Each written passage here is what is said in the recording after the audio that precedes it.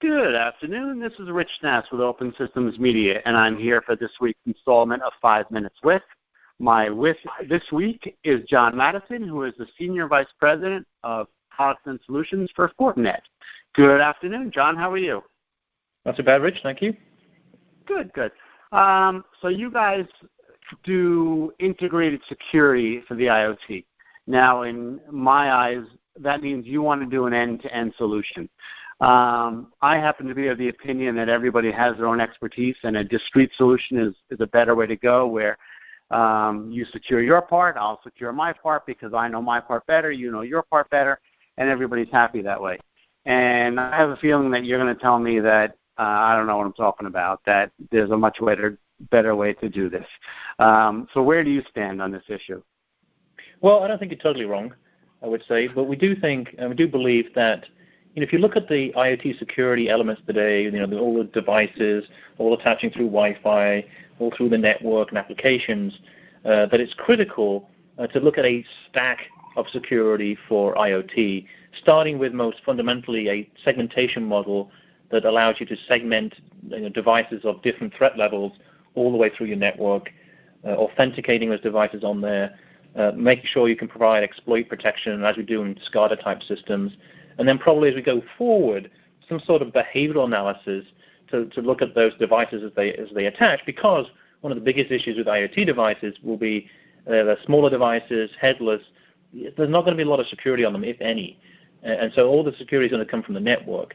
So again, I think we believe that making sure that you have the end-to-end security as soon as that device attaches to the network, all the way through to the application or the data they're trying to use, is the best long-term strategy for IoT. Okay, but so from what end to what end are you taking this? Are you going all the way from the edge all the way up to the cloud?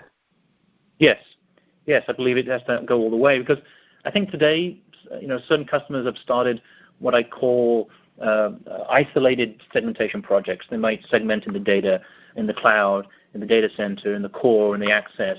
To be really truly secure that data, that transaction all the way through, it needs to be end-to-end network segmentation.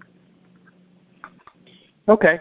So what would you say to somebody who does one of the more discrete pieces of that? Why is your solution better? I mean, if you look at the software side, for example, take the RTOS guys. They do a pretty good job of securing what they do. Yeah, and I think there'll always be a place for individual elements of security. But, as we start to provide more or implement more network segmentation, you get these operational headaches. If you start to have to apply security policy and operations to every part of your network, every time a device attaches, it's going to be very costly. And so to make it end-to-end and automated, you need to be able to share the information between these different network elements, whether it be a cloud virtual machine, whether it be a very fast core firewall, whether it be an access device. They're going to need to be able to share the information to provide that visibility and then the ability to kind of segment all the way through. I think, long term, the industry needs to look at maybe providing some interfaces and APIs. We announced something a few weeks ago called Fabric Ready, where other vendors can talk to each other. Because I think one of the issues around security is that there's a lot of point solutions, and these point solutions need to be able to talk to each other. Okay.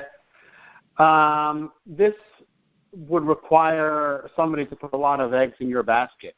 How do I know that you're providing a really secure solution? Well, I think, the industry itself, security industry, needs to do a lot more around third-party certification, making sure that their systems are compliant. And then also, I think, customers also need to look very carefully at testing systems to make sure that the security vendors they're choosing for their network are compliant and providing effective protection. Okay. With respect to the technology, what is, or maybe there's not just one, but what are some of the common mistakes some people make with respect to securing their IoT system? Well, I think today, I think I used to have this conversation maybe 2 years ago, and they were just talking about it. I've had 3 or 4 meetings with customers in the last 2 weeks who are in the full throes of implementing the security. I think the mistake they kind of make is they kind of rush a point solution in there to try and fix a certain hole, when they should be really looking at a long-term security architecture that they can build out to cater for all the issues they may find over the next few years. And so a bit more long-term architecture planning, I think, is a key ingredient for IoT. Okay. That certainly sounds like a plan to me, and it also looks like we've used up our 5 minutes. I'd like to thank you, John. That was John Maddison, the Senior Vice President for Products and Solutions at Fortinet, and I am Rich Nass with Open Systems Media. I hope you all have a great day.